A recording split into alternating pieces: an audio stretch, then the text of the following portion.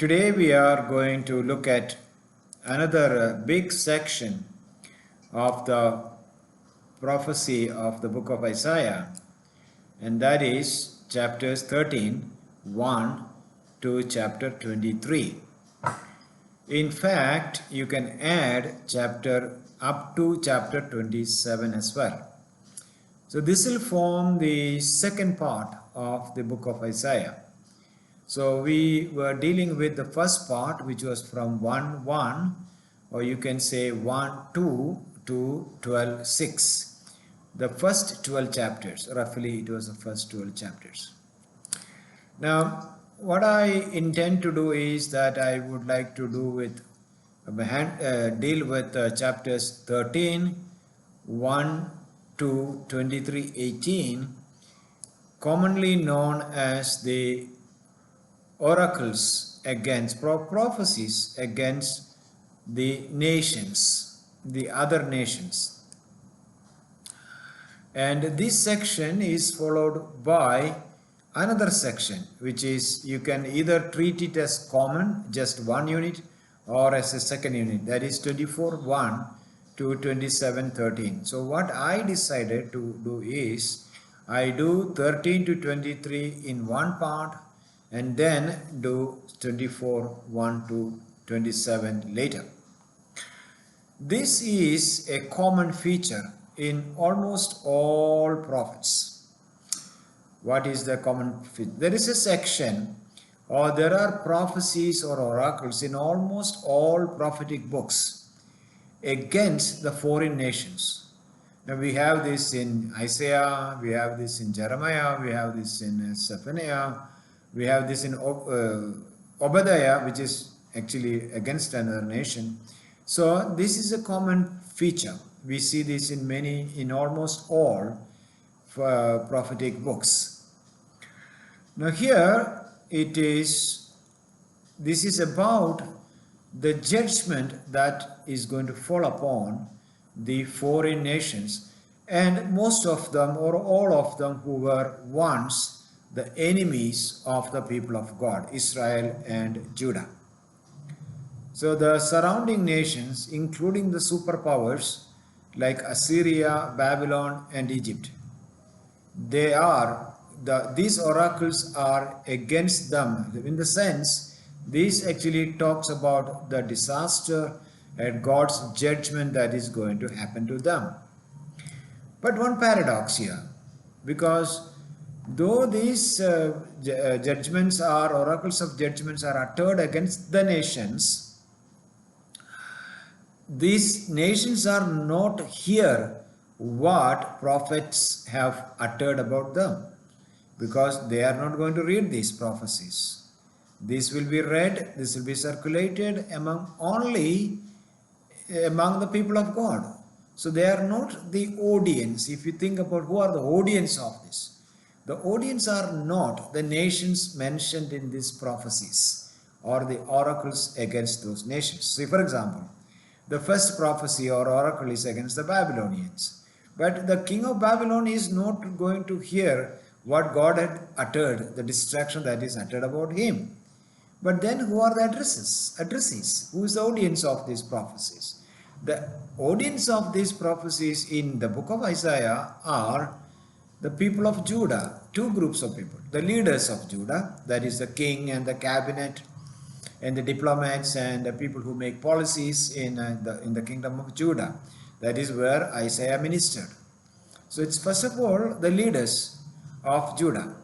Secondly, it's also the loyal remnant who are godly people who believe in God and they want to listen to God. They consider that Isaiah is speaking to them on behalf of God. So the leaders are assured that they don't to be afraid of the superpowers of their day, because God has a plan for them. That is, these superpowers who are threatening them, for example, Assyria, or in a later period Babylon, or Egypt, or Moab, who are actually bullying them, politically bullying them. They have their destiny, their doom is decreed. Their destruction is decreed because God is more powerful than any superpower in this world. So they are assured not to fear the nations because the nations have come with a an expiry date on them. Now, so this is an introduction to the prophetic books in prophetic the oracles against the nations. It is meant. This is I said three things now. That is, this is common in all prophetic books, in almost all prophetic books. And second thing I said is that the audience is not the countries or the nations mentioned in these prophecies, but the leaders of Judah and the pious and godly people of Judah. They are assured, the leaders are assured that no power is higher than or over the power of God. And all the nations, God has destined them to be doomed at the end. They will be destroyed. So don't trust in these powers that are going to be passing. And the remnant, the godly people who believe in God, who remain faithful, the small minority called the remnant, they are assured of the divine sovereignty over the nations, that God is king over all kingdoms. He is the emperor. So that is the general structure and overall comment that I would make about the prophecy against the nations. Now, coming to the content of these, how many chapters? 11 chapters. Isaiah chapter 13, 1 to 23, 18. I counted 12 nations are mentioned by name. If you have a good edition of the Bible, they will be divided. So I don't have to tell you where it starts and where it ends, because you can find out in the paragraph headings or section headings of the good English Bible like ESV. So I'll just mention the names of these places. One, Babylon, that is where it starts with. There are two oracles against Babylon. Then Philistines, Moab, Damascus. You can flick through your Bible. I am reading in the order it comes in the Bible. Cush, Egypt. Then again one about Egypt and Cush. Then Duma, Jerusalem and Tyre. So these are the nations that are mentioned here. And these are the nations at various times that used to create trouble, either conquering them or raiding them or capturing their cities, or whichever way they made the life of Judah difficult. So that is what, and just interestingly, even Jerusalem is included. 25 verses are devoted to a prophecy against Jerusalem as well. We have seen this in a previous study when we studied the book of Amos. So I'm not going to give any more details about this, and let me go to the first nation, which is Babylon. So we see the prophecy against the destruction of Babylon or the judgment of Babylon in chapter 13:1, Isaiah chapter 13:1 to 14:27, or in other words, chapter 13 and 14 of the book of Isaiah. And though two books, it also falls into two parts, the prophecy against Babylon, because chapter 13 is all about the judgment, God's judgment upon Babylon. And chapter 14, with a brief buffer zone, I would say, introduction, the rest of the chapter 14, 3 onwards till 27 is a taunt song. A song that the people of Israel, the redeemed of God, are asked to sing, making fun of. It is a taunting the Babylonian Empire, the nation of Babylon, which has collapsed. So the content is, it begins actually with the worldwide judgment of God. Now that is what chapter 13, 2 to 16 talk about. The worldwide judgment. that is in the context of that, Babylon and other 11 nations that are mentioned, if my count is correct, 12 nations, Babylon and other 11 nations will be judged as part of. Now that is the importance of chapter 13 verses 2 to 16. As part of God's worldwide judgment. God is going to judge the whole world. Then chapter 13, 17 onwards till 14:23, the focus is on Babylon. It is specifically in the light of the worldwide judgment. Then it zeroes down to the fate of Babylon. What God is going to do when he rises to judge the nations. God is going to judge all the nations, and then 1, 2, 3, 4, 5, 6, 7, 8, 9, 11, 12 nations.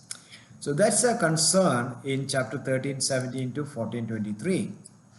And one feature of this section of 2 chapters is that there is a brief treatment of the destruction of Assyria in chapter 14 verses 24 to 25. Then this section ends in the last 3 verses, chapter 14 verses 26 to 27, returning to the whole oracle comes back to what we can call the worldwide judgment of God. It reminds us again, reminds the reader again, that God is bent on judging the whole world, the whole ungodly world. Now, before we look at the details of this, I am going to highlight some important aspects, parts of these two chapters today, if time permits. It opens with the first verse in chapter 13, the oracle concerning Babylon, which Isaiah the son of Amos saw. So, if you are a careful student, you might have noticed that this is the third time we have the reference to Isaiah or the editor. This is come from the editor, that is the person or persons who put together the oracles of Isaiah, the present form that we have. It is the third time the editors tells us that these prophecies have come from Isaiah ben Amos. In verse 1:1, as a title to the entire corpus, entire book, we have the mention of this is the vision that Isaiah saw concerning Jerusalem and Judah in the days of Uzziah, Jotham, Ahaz, and Hezekiah. So he says the entire book is from Isaiah. Then in a sort of a duplicate section, that is a section that we find also in Micah, chapter 4, we have Isaiah, this editor claiming that chapter 2, 1 to 4, which is identical with prophet Micah or the same period. Probably they might have ministered in the same time. That prophecy is also from Isaiah. So he repeats the heading, the title there. So it's a way of saying, I think, this is a way of saying that this prophecy, though during Isaiah's time Babylon was not a superpower. The superpower was Assyria and Egypt. Babylon was a city-state actually dependent on Assyria. But Isaiah prophesies a day when Babylon will become a prominent nation, but its importance, its prominence will be, God will judge that prominence, and the way it oppressed the people, they will have to pay for all that. And so Isaiah is prophesying something which happened at least 100 plus years, around 200 years after his death. So the editor is telling us, though it is historically a distant event, Isaiah had the God-given foresight to see that the Babylon, though it became a power, it will be reduced to ashes. Now, that's the purpose of chapter 13, verse 1. Then it moves on to the worldwide judgment that God is going to bring out. So, as I already said, the whole thing is in the context of the worldwide judgment. The judgment of the nations is in the context of the worldwide judgment that God is going to bring out in some day. And who leads this? If you read chapter 13, verses 2 to 16, it says, it is the work of the Lord of hosts. See? And the chapter 2 to 14, it says that Gable and Mabel, the sound of tumult is on the mountains, the sound of an uproar of kingdoms. And verse 4, the Lord of hosts is mustering a host for battle. So here is, this is the work of the Lord of hosts. And what is the meaning of Lord of hosts? I think I have mentioned it many times in the previous classes. If you look at New Living Translation, which is one of the latest paraphrases of the Bible, it uses consistently Lord of heaven's armies. And some translations would have Lord Almighty.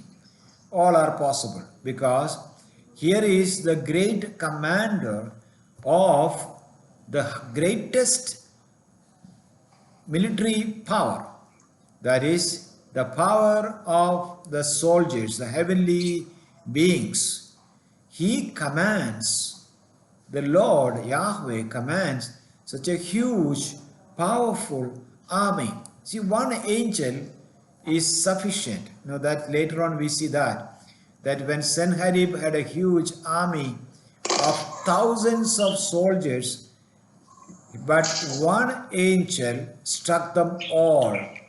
One single angel struck them all. So one angel is equal to all the armies of Assyria. So you can imagine the power of the Lord of hosts and his armies. That is why this is translated as the Lord Almighty. And this is about the day of the Lord. Now, another concept that we need to have some knowledge of. In chapter 13, verse 9, behold, the day of the Lord comes, cruel with wrath and fierce anger, to make the land a desolation, and to destroy its sinners from it. Now, it's actually talking about the day of the Lord. The worldwide judgment of God happens, and that day or that event or that period is called the day of the Lord. It's a day of judgment of the sinners. A final day. When is that? We don't know. But the Lord has a day, and it is called the day of the Lord. Now, it is accompanied by celestial phenomena. That is, changes in the heavenly bodies like sun and moon and stars. That is one characteristic of this day of the Lord, or the day of God's judgment of the nations. Just reading chapter 13 verses 10 and 13. Please turn with me to that passages. Chapter 13 verses 10 and 13. For the stars of the heavens and their constellations will not give their light. They will be dimmed, they will be darkened. The sun will be dark as its rising. The moon will not shed its light. And verse 13 says, therefore I will make the heavens tremble. So there is going to be something like an earthquake, or even worse than that. The earth will be shaken out of its place at the wrath of the Lord of hosts in the day of his fierce anger. So the day of the Lord is a day of judgment, worldwide judgment of sinners, ungodly people, and it will be characterized by celestial phenomena of darkening of the heavenly bodies, earthquakes, tremors, all everything happening together, some apocalyptic proportions. And this is not just about this concept of a terrific event, a very, what you can say, terrifying event. This concept is used to describe many things. In the book of Amos, chapter 5, 18 to 19, Amos uses the same language to describe the impact of the Assyrian conquest on Israel. And the book of Ezekiel in chapter 13 verse 5 uses this concept, these celestial events and the earthquakes and the darkness and all that, to say the conquest of Babylon, the fall of Judah in the hands of Babylon will be similar to this. So this is not only about a particular event, but it's a particular language. A language where God says that there is a judgment. God, the fearsome. How fearsome is God's judgment upon the nations? That is the purpose of this language. It can be the fall of Jerusalem. It can be the fall of Samaria. It can be fall of so it is basically a concept more than an event. Now we move on to the remaining chapters so this is the context in which Babylon and other nations will be judged. Now then it moves on from 17 to 22, that is chapter 13 verses 17 to 22, specifically focusing on the Babylon, the devastation of Babylon. And you have to read. I had already asked you to read through this. I hope you have read through, but I am only highlighting a few verses. And chapter 13 verses 20 to 22, it actually summarizes the aftermath of the destruction of Babylon, devastation. It will be in ruins and it will be an abode for the wild animals. When everything is in ruins, when no human being is there to live, and those places, those devastations will become the places where wild animals will roam. I think I should read those 3 verses so that we get a feel of the seriousness. Chapter 13 verses 20 to 22. So it will never be inhabited or lived in for all generations. No Arab will pitch his tent there. The Arab is a nomadic community in those days. So they pitch tents, from places to places. But the Arabs, when they see this devastation of the nomads, the wandering people, they will not stay there, but they will keep moving. No shepherd will make their flocks lie down there. It will be such a place which is not safe for the shepherds also. So the shepherds will pass that place and may move on to the next village or next safe place. But wild animals will lie down there, and the houses will make their flocks lie down there. But wild animals will lie down there. Okay, there will be ostriches will dwell, and there will wild goats will dance. So this is the picture of how a city which was a metropolitan city has become a desolate place. Now this is what is going to happen to them. Now the verses 17 to 19 talks about how that happens. This prophet Isaiah prophesies that this will happen as the result of the attack by the Medians. Median. Media was the power which took over the city of Babylon or the empire of Babylon in 539 BC. Now this is the series of events. In 612, Assyria fell to the Babylonians. 612 as Nineveh fell. And from there onwards, that is a period of the Babylonian Empire, till 533 when Cyrus overtook Babylon.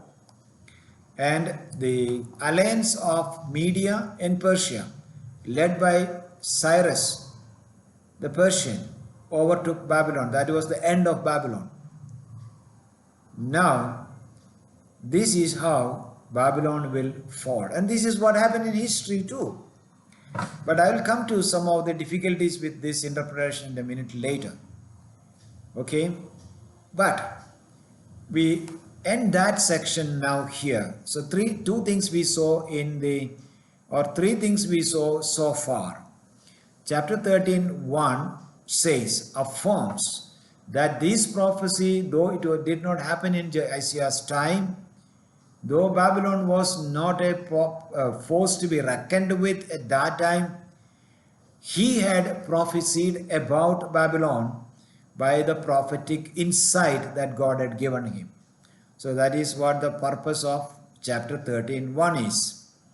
From chapter 13:1 to the end of chapter 13:2, we have the context to 16, verses 16. We have the context in which all the nations are going to be judged. That because God is going to have this day called the day of the Lord, when there will be some cataclysmic events and very apocalyptic proportions, and God is going to judge the nations and Babylon first.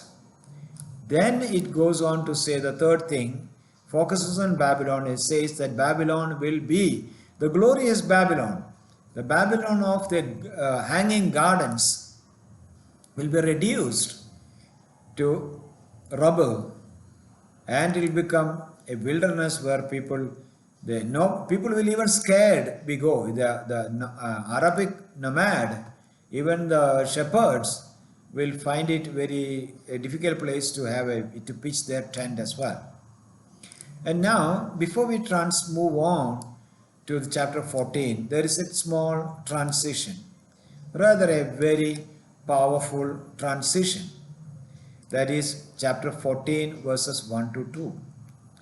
For the Lord will have compassion. So in the context of this fierce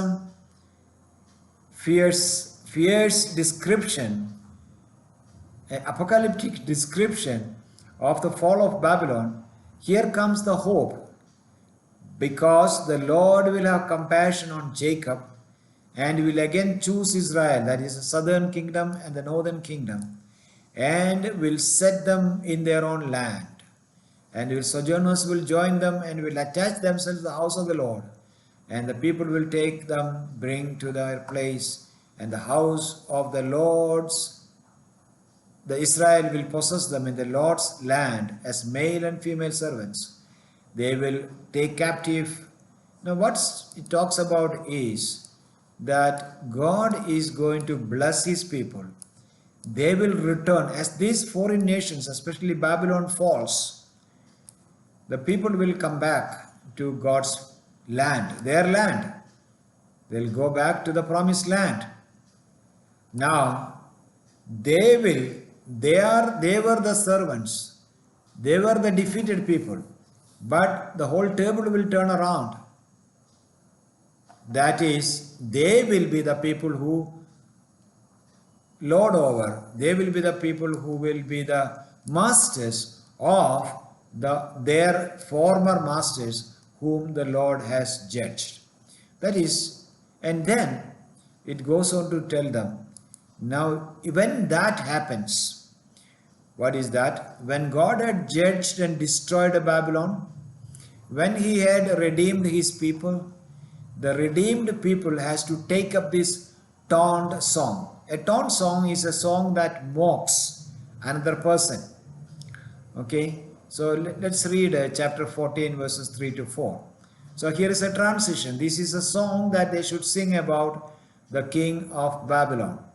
When the Lord has given you rest from your pain and turmoil and the hard service which you are made to serve, you will take up this taunt song against the king of Babylon.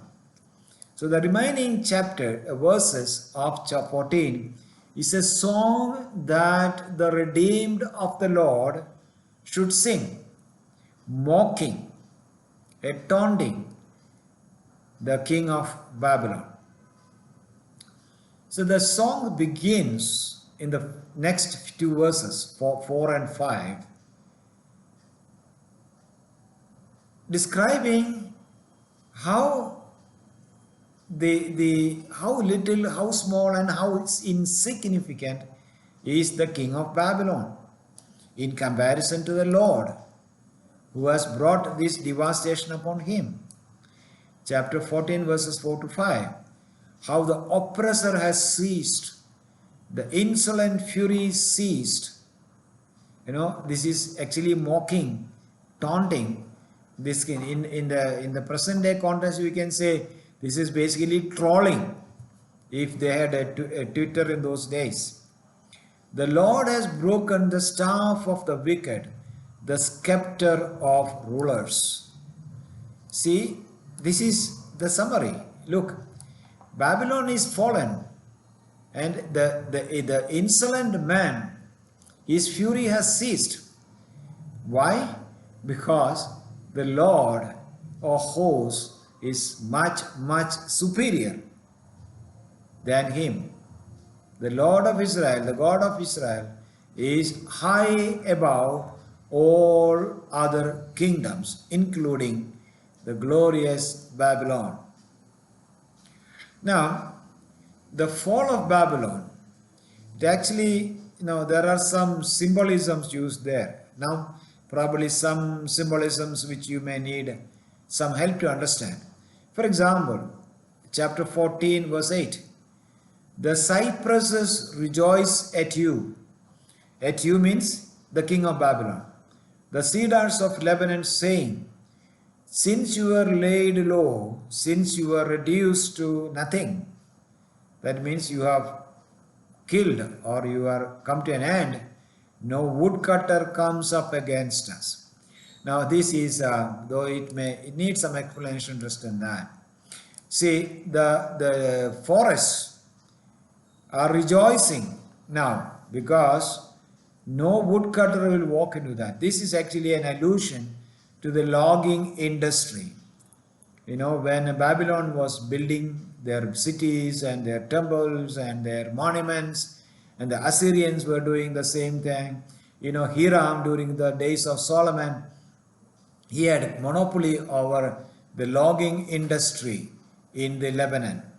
Now, since the consumers, that is, Babylon is no more building, because all that it built is now reduced to rubble, ashes. So the forests will be rejoicing because no woodcutter will come. There is no demand for wood. So it's basically an indirect way of saying that Babylon has lost all its glory, all its luxury. It is uninhabited. There is no development. There is no building. There is no demand for wood, and so no logging in this area. So even the nature will rejoice in the fall of the Babylon. Now from that rather smooth and I would say easy metaphor, we come to a very difficult metaphor in chapter 14, 9 to 15. These verses describe the reception that the king of Babylon, this song mocking the king of Babylon, it actually describes the king's arrival in the land of the dead, which is also called Sheol. In the ancient world, they believed that the dead people go to a place where they are kept there and they exist as shadows without any personality. Now that was an ancient belief. So now these verses, chapter 14 verses 9 to 15, describes the arrival of the king of Babylon in the land of the dead.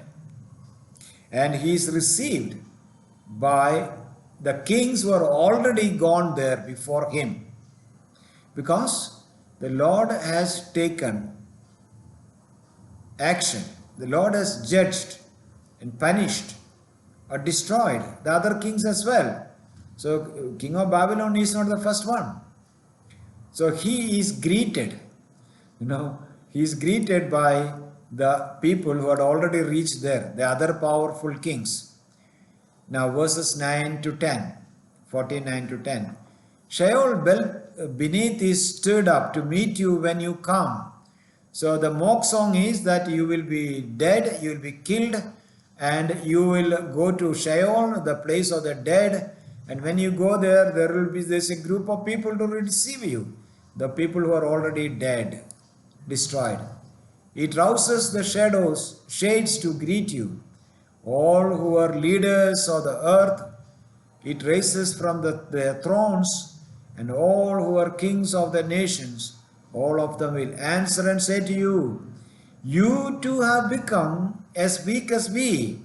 The other kings, the kings before, or people who had emperors before them, before the king of Babylon, as weak as we, you have become like us. They are rejoicing.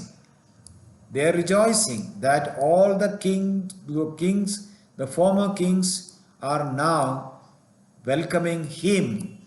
See, this is another poetic way of saying that he is like any other king who lost his power, who lost his life, lost their glory, and reduced to shadows. And verse 11 intensifies the image, because the pomp and glory down to Sheol, the sound of your harps.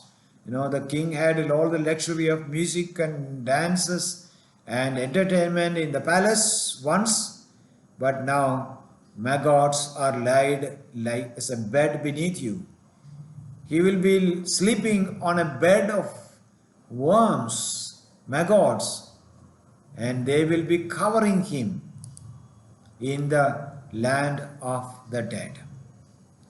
What a horrible picture.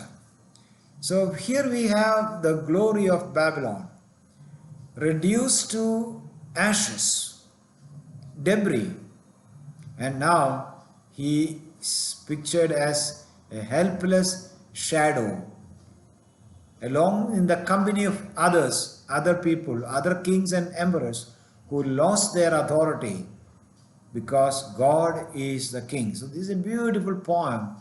We can meditate on that. And this section ends with the speech of God.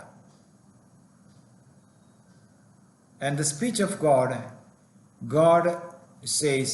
repeats his judgment, his declaration. Here verses 22 and 23 are the words of God, the Lord.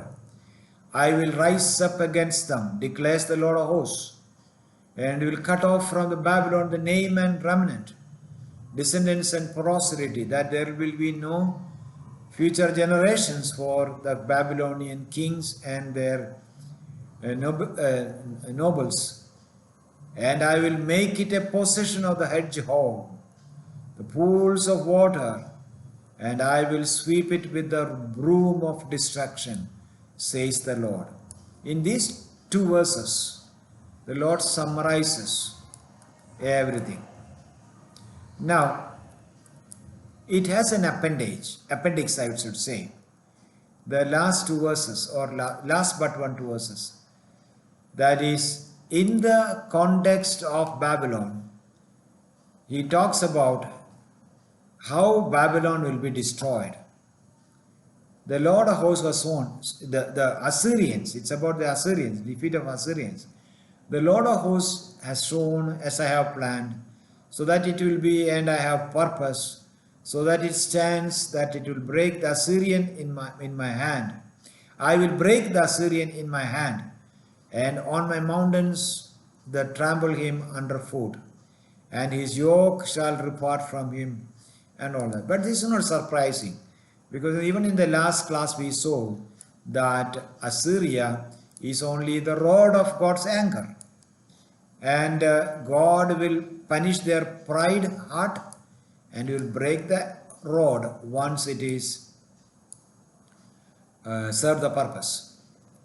Now I would like to come to the interpretation and the problems that interpretation poses. Now I am pretty sure that this is not the first time you read this chapter. This is being preached, misunderstood, misinterpreted. Now, I had this problem in almost every year when I taught this passage in the class. When I was back, sometime back when I was teaching book of Isaiah. Because students come with a pre-understanding that this passage is about the fall of Satan or Lucifer. You know, that's how they usually understand it. See, for example, chapter 13 onwards. You know, chapter 13 onwards, the famous verse, I'm looking for that famous verse. Behold, not that, the tone song, chapter 14, okay? And how the oppressor has ceased and the insolent fury has ceased. And it goes on to talk about the star that is fallen and things like that. See, your pomp and glory, verse 11, down to Sheol, the sound of your harps. So this, actually people say this must be a reference to Lucifer. Lucifer is considered to be a musician. And especially misleading is verse 12, 14:12. How you are fallen from heaven. So many people take it as, and the day of star, O day star, son of dawn. So interpreters take 14:12 as a reference to the fall of Lucifer.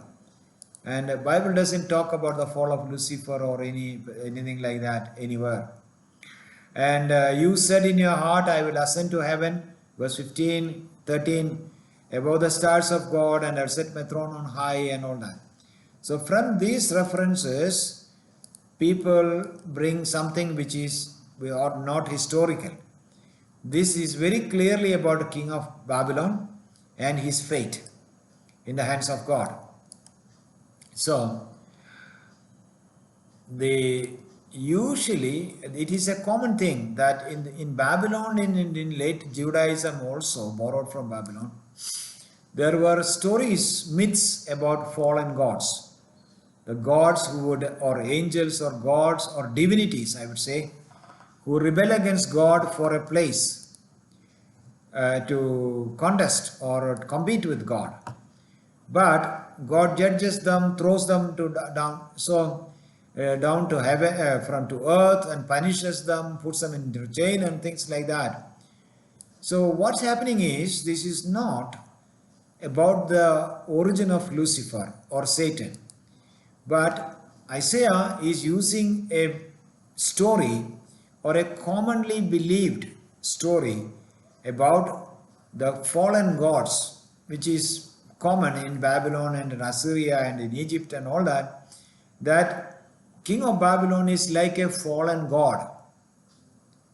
It is not the other way around.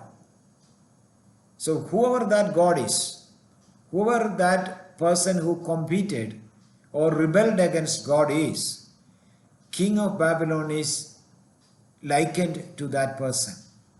So it is not an explanation of how a divinity or a heavenly being fell. Now, a second problem with interpretation of this is the historical realities.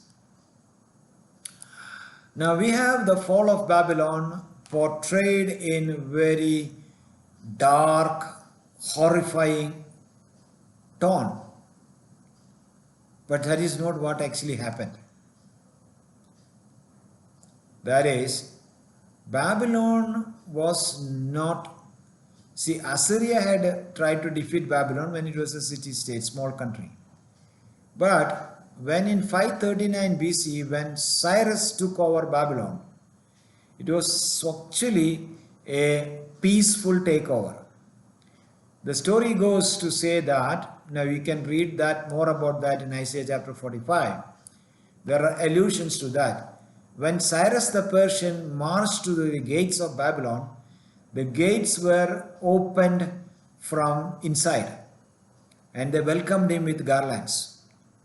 So Cyrus did not have to destroy Babylon the way it is described here. It was just a change of guard. And the Media-Persian alliance took it over rather peacefully in 539 without any bloodshed. Now, the Median mercenaries might have joined even in an earlier attack also. But now, let us look at the historical part. The last king of Babylon was Nabonidus. Nabonidus, according to the legends or historical things that we can believe, became insane. Probably he was suffering from schizophrenia. And Belshazzar was the king king in charge. When this man had left the palace, and you can read it in the book of Daniel, where the name Nabonidus is not used, but he is called Nebuchadnezzar, his throne name. And Belshazzar was the last king. But Belshazzar was very badly defeated by the Cyrus. He was betrayed by his own people. So there is some truth in the death of the the king of Babylon. Now why Isaiah explains this destruction or end of Babylon in such horrifying terms, using such horrifying comments. Now so we are not supposed to take everything literally, that everything had a correspondence in history. This is a prophetic style, a style of presenting the prophetic messages. It uses dramatic effects. One of the scholars that I was reading recently, he said something similar to this. He said, terrifying them to repentance. God uses prophets, speaks in languages which is as hyperbole, exaggeration, dramatic effects. It brings dramatic effects so that the people of God will be shaken, terrified, or you can also use this in this case, excited to hope for what God has in store for them. So we have to take it not literally, that you cannot just simply say that Belshazzar or Nabonidus went to hell. There they slept on a bed of worms. They were nibbled by rats or things like that. We are not supposed to interpret it that way.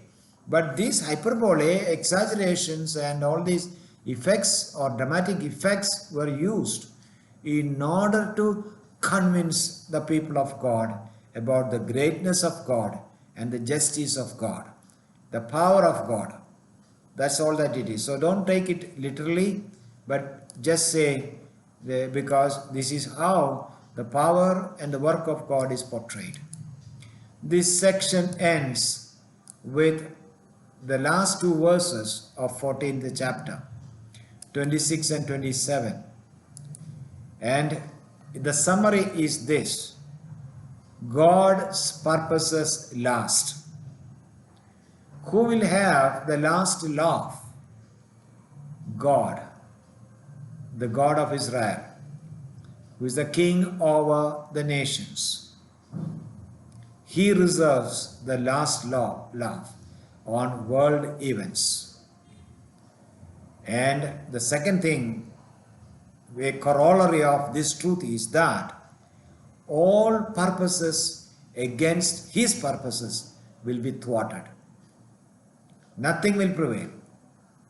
Ultimately, his purpose for the world will remain.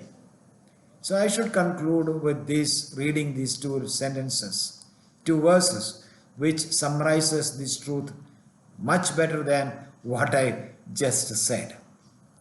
Verse 26. This is the purpose that is purposed concerning the whole earth. This is not about a small patch or small nation, but the whole earth. And this is the hand that is stretched out over the nations.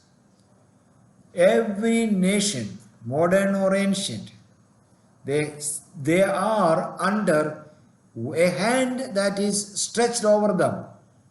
The shadow of that hand falls on them. Verse 27, for the Lord of hosts has purposed, and who will annul it? This is a challenge. The Lord has designed the course of history. Who can cancel it? Nobody. His hand is stretched out, and who will turn it back? The Lord has stretched his hand out, and no king, even the glorious king of Babylon, will not be able to turn it back, because God is the emperor over all emperors of this world. And nobody, they all come. Kingdoms come and kingdoms go. Kings come and kings go. Even the queens. But there's only one will remain, and that is God eternal. The British Museum and many other museums in the world, mostly British Museum, has a great store collection of artifacts from the Babylon. Now, I had a chance more than once to go through, ferret through all that. And it tells us what the glory of Assyria, the glory of Babylon, and the glory of other nations. You can still see, just to go to Google for British Museum, and you will see the artifacts, photos of artifacts there. Some remain, the ziggurats. They are still in Iraq and Iran and other places. But with all this glory, with all this pomp, this glory and this pomp is nothing. These are dust and ashes before the Lord of hosts, the Lord of heaven's armies. One angel can kill 185,000 soldiers of the Assyrian army. One angel.